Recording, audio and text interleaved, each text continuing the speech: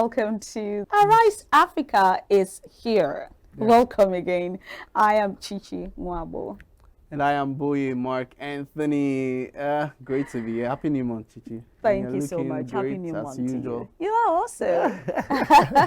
I'm back to, I told you the new month. Oh, yes, I'm back you to are. my native attire. But it's really nice. Thank you. It doesn't really look like, the normal traditional. Yes, exactly. It looks more like an English. I'm sure there's a name they call this.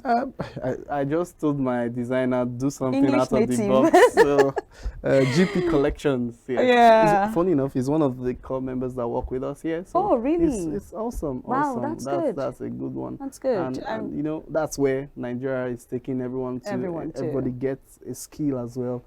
But it's a skill. Yes, it's a skill. Yes. But I'm sure they're saying gets some vocational skill.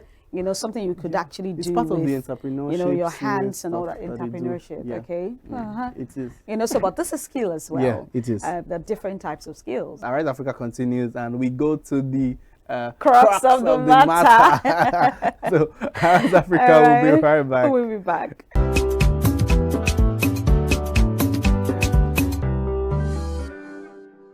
Welcome back to Arise Africa. We've come to the crux of the matter, something that has affected several thousands of people all over the world. And we think it's paramount, we think it's important to bring it on the show and talk about it intensely, looking at a different perspective and trying to lend our voice to finding a solution. We are talking about the effects of substance abuse among youths. Earlier on the show, we gave you an instance of, what drugs can do to someone if it's used the wrong way, all right? But that's not what we're going to talk about in essence.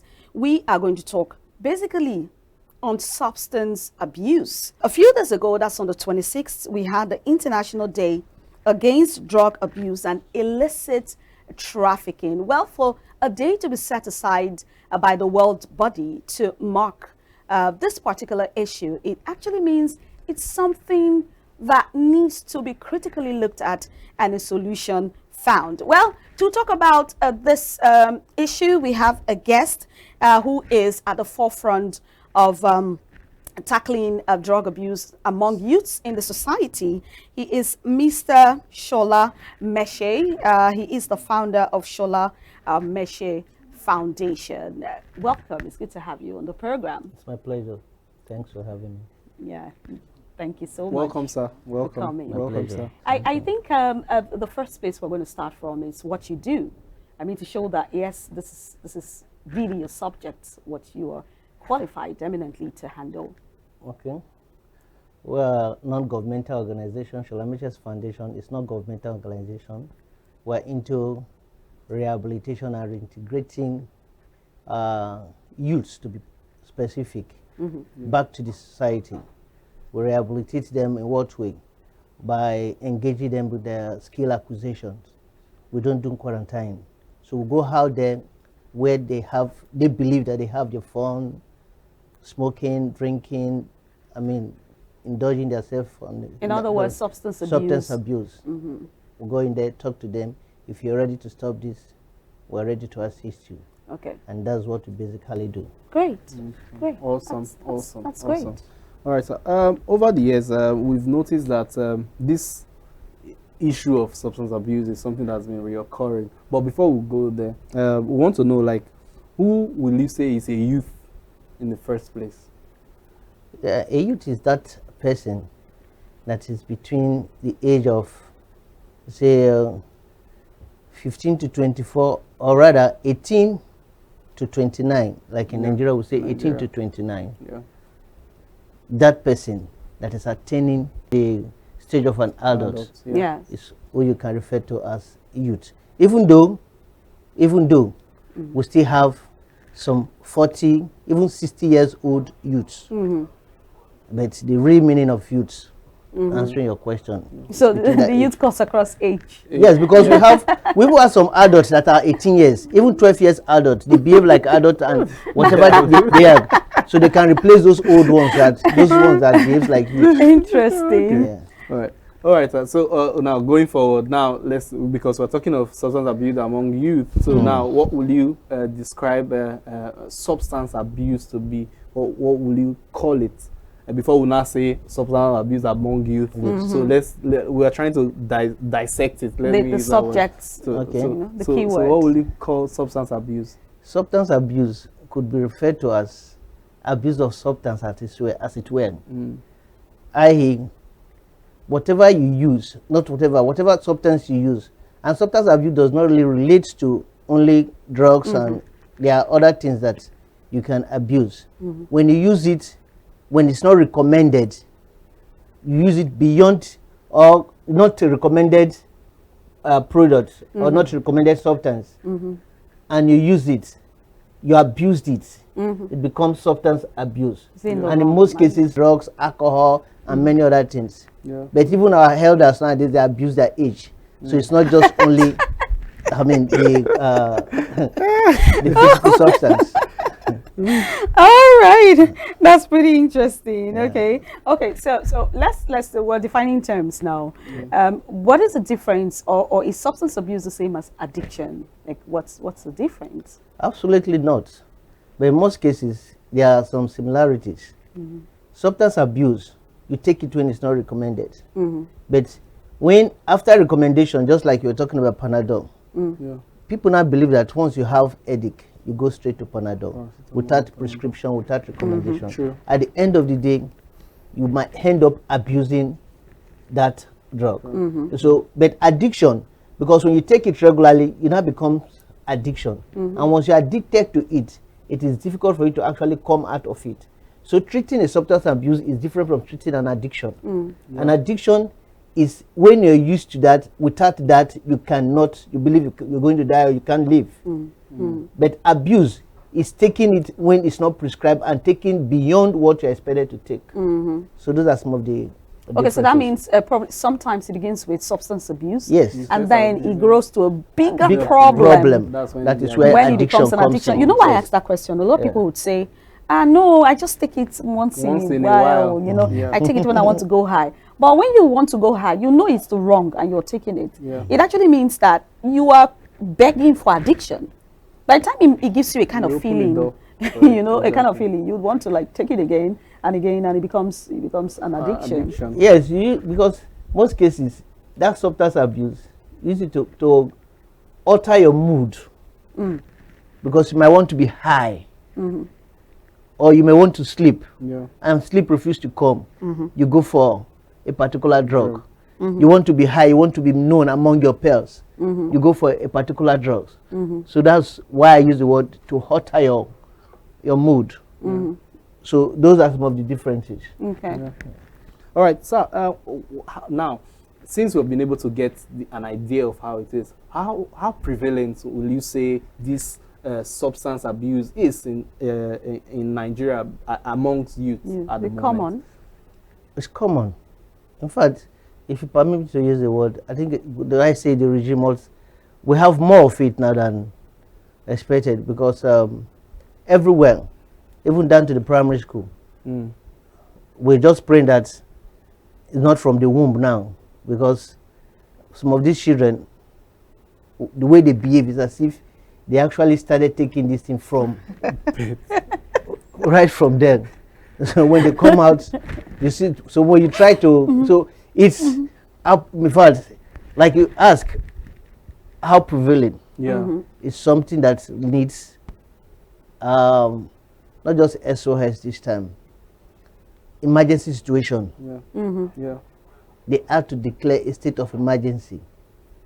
Not just this country alone, all over the world, concerning drugs among our youths. Among our youths.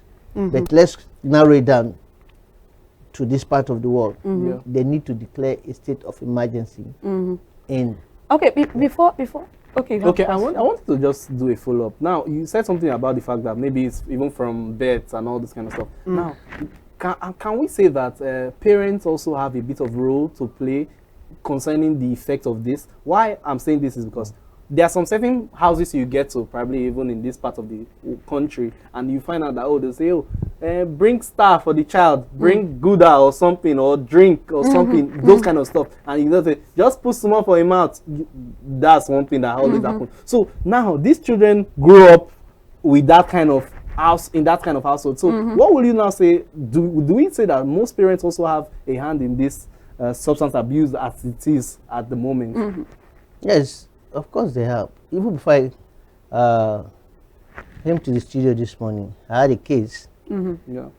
where the young man has 2 children, according to him, married, but into drug and substance abuse. And I asked him, how do you manage your children? He said, well, most cases he doesn't do it. Are you ready to stop? He said, yes, I'm ready to stop. That's because of the embarrassment. And he's been doing it for 21 years.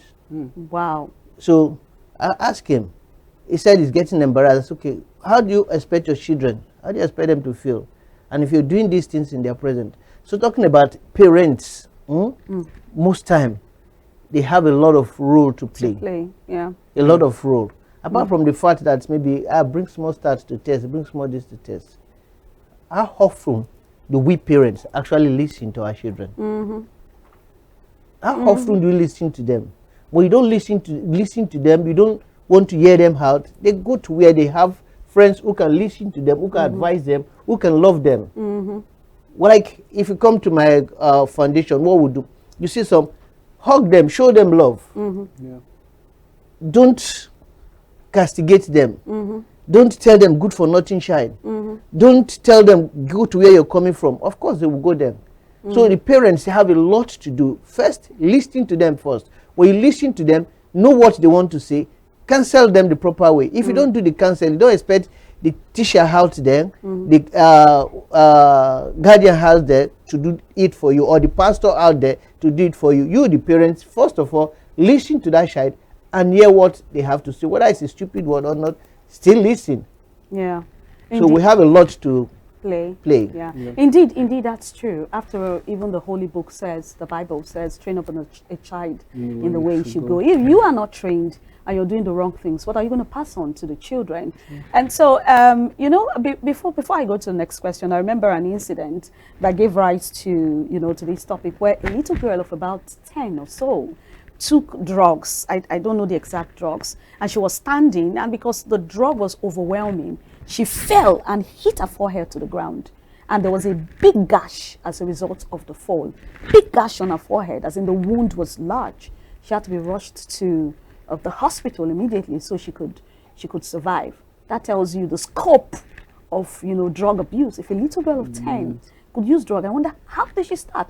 Where did she start? What caused it? So that's leading me to the next question. You've identified one of the causes, which is parental upbringing, or maybe lack of love from the parents, lack of proper guidance, not giving the child a listening ear. So what are other causes you would say, or what is responsible for all these high rate of, you know, drug abuse or substance abuse among youths? Yeah, we'll talk about peer group. Beautiful. We'll talk about the current economic situation. Another.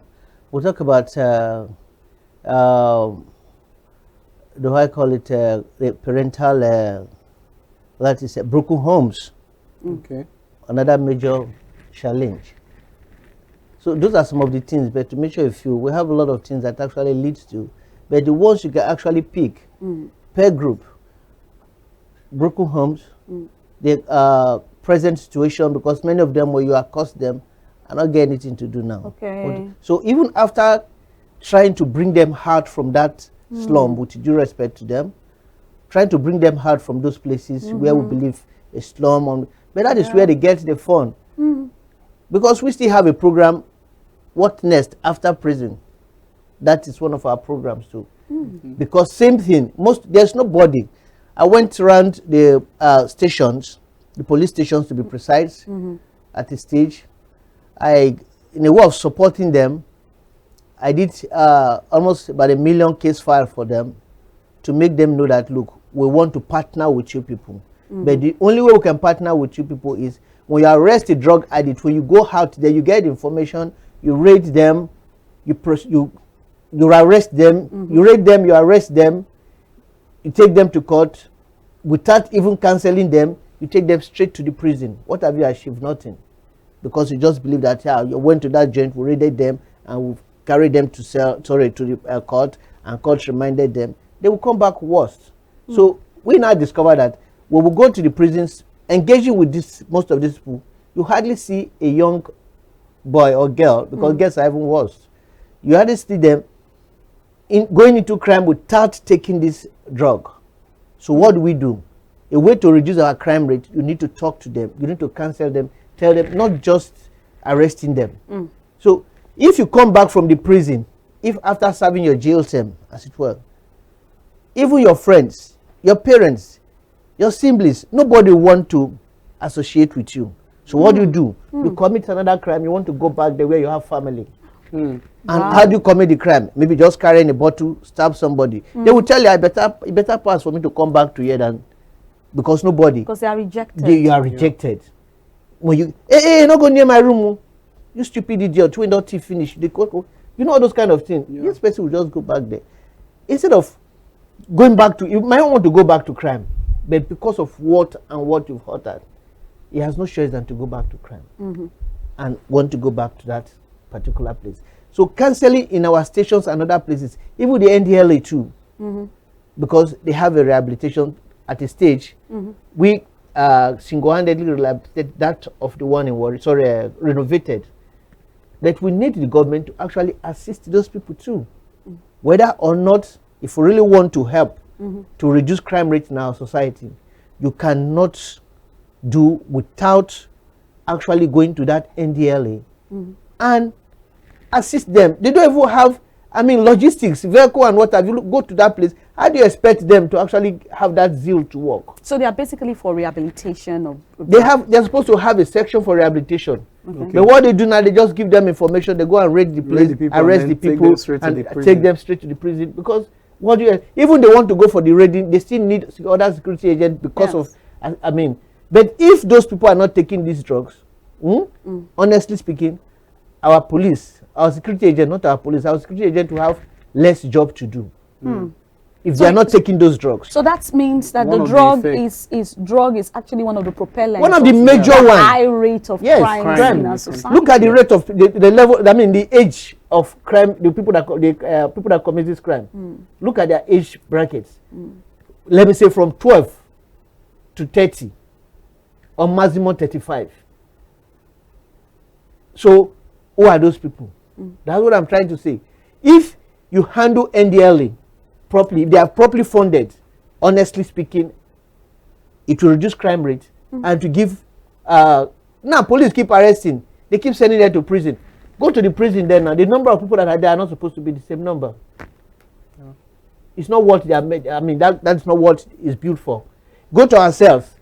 They are even tired, so if you do much in the cell, just take them to court so that we can send them to prison. But if you want the NDLA and if you want to reduce the crime rate in our society, work with the drug agency. It makes, I think it makes a lot of sense. It makes just see what happened. This Shidima, what have you? Yeah, drug was not out of it now. True. Name one. We saw something recently on social media. Yes. Drug. There's no way you can say okay, no drug. No. Gone are those days when you say witchcraft. The drug, the main thing is drug. And if you can handle that drug, then of course we reduce crime rate in our society. Because drug actually alters one's reality. A lot of it. Alters it. You feel as if what you have is the reality. Yeah. But the real truth is escapism. You're trying to escape from what you have now to another reality, which is going to take you into the spiral, will not lead into really good conclusions. It's going to end in doom. Yeah.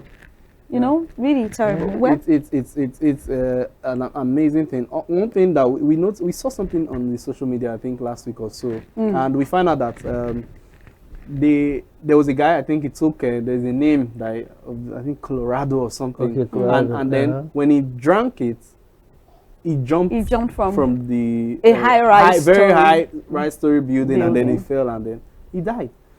And now these are things, and we have so many cases of all this that keeps happening again and again and again. But the truth is that high rise story building, it's as if he was on top of his bed, just from bed to True. to the floor. True. True. Until, but before you realize, that's why most cases when you call, after catching these robbers, after talking to them, when their eyes, after the drug has finished working, and you say, I don't know why I do myself. They start regretting. That is to tell you that they were under the influence of something. Yeah. So- It so- make they make a lot of So sense. we're looking at, we would like to know some of the effects of consistent substance abuse, some of the effects, some of the consequences. Some of the consequences, those are the ones we just discussed. Yeah. Apart from your health, the danger it does to your health, very, very dangerous. There's no advantage about it. Everything about drug abuse and excess use, the same thing. There is no advantage. Then to the society, there is no way you can get the best out of a drug addict. You can never get the best out of a drug addict. And I'm sure we still have them without apology, even in the House of Assembly, the Senate, and what have you. After taking those drugs, they just go in there and pass unnecessary beer and say all manner of rubbish. True. True. Yeah, it's true. It's true. I stand to be corrected, but everybody knows it's true. So after taking, those are the ones that, of course, we're not talking about them now, we're talking about the youth. So the damage is not just to the parents, but even you as a person. One, the society rejects you, your family will reject you, your parents will want to stay away from you in most cases, your work level, because lateness to work, dullness, you can never be yourself. You want to, at times there are some kind of drugs you take, you just want to be yourself. You don't want to talk to anybody. You want to be alone. There are other ones you take, you just sleep constantly, like early pregnancy. There are other ones you take too that will make you, you use the word high. You see everybody as low. Yeah. So there are a lot of side effects. And you mentioned the mental, I remember you mentioned the mental effects. Yes, because when you see somebody that you're talking to this person, they're just looking at you, it's not mentally balanced. True. It's just looking at you like, or when you're even talking, it's talking back at you at random without control. Those are signs of, mental imbalance. True. True. All right, sir. Okay, now we've known this. So, what can you say that probably the government or what is it exactly that is being done currently to really tackle these things that we're talking about? Is there any actual real improvements currently that is actually going on? Probably by the government, probably NGOs like yourself and all that. What exactly is being done to tackle this menace of substance abuse? Yeah, I just talk about the NDLA. Yeah. I don't know what the government is doing. They are not doing anything. Even the NGOs, to see how to assist the NGOs to make it real. All we expect them to do, if you engage these people that are addicted to drugs, either through skill or unskilled acquisition, definitely you are moving them out of that area where they're used to, because they're always there. Yeah. So government should create more, not just rehab center. Even the rehab center we have, ask me, the government don't really care. Like in Delta State, I don't think we have any one rehab center. But is it possible for individuals to have rehab centers? Sure. Supervised probably by the government, by certain law? Sure, something? I'm working on that. Okay. It's just that it's not what we get. If not, if you see our village, the rehabilitation center we're doing, even for old people, then under that rehabilitation center village, we have skill acquisition center, we have games and other things. So when we take you there, you feel free, you do whatever you want to do. So it is possible, but I don't know why the government don't want to. Because at the end of the day, anyhow, because if there's no crime, there's no use, there won't be any reason or any reason for the government to send security votes. Okay, security if there's no votes. crime, no security vote. So the only way for security vote to come up is for you to actually allow crime to continue. To continue. All right. So if they do all this,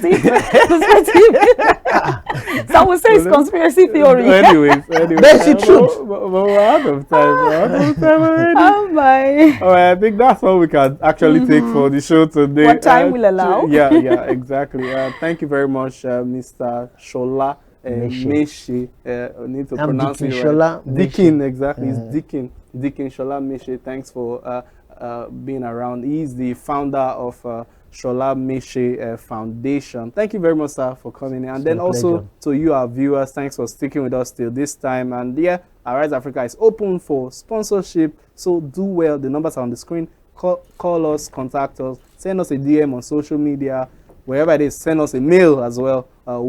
Someone will be there to answer you as well. And all please, right, that's all we can take. very important subject. Yeah. Please stay away from substance abuse. Yeah. It's something that will destroy you. Please, just like we said, it starts from substance abuse and it gets to an addiction, and you cannot, and your life goes into a spiral when you do so. So we hope to meet you sane, healthy, strong, and well the next time we come again on the show Arise Africa. I am Chichi Nwabo. And I am Boye Mark Anthony. And yes, stay away from drugs. Say no to drugs.